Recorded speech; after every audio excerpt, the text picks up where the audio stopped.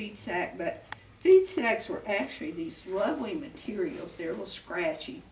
But the feed that you fed your cattle and dogs and your flour and things like that that you used in your home, at the grinding mills, they were put in sacks like this.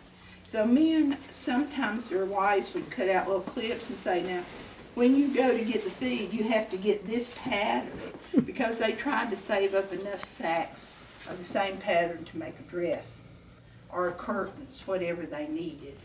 So we have one quilt that has 240 different patterns in it of the sacks. So, and also there were hucksters that would come around, but this is what the feed sacks look like.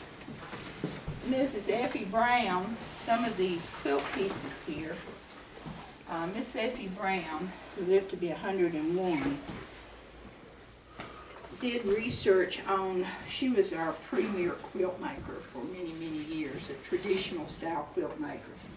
She collected quilt patterns from the Revolutionary, the Colonial, the Revolutionary, and the Pioneer periods.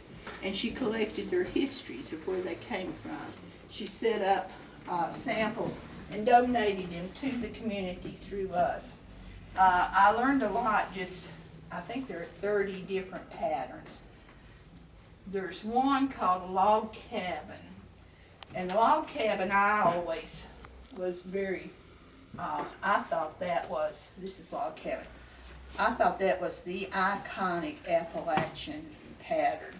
Until reading her histories, I realized that they found that quilt pattern wrapped around a mummy in Egypt from thousands of years ago. That just blew my mind, you know. I thought, the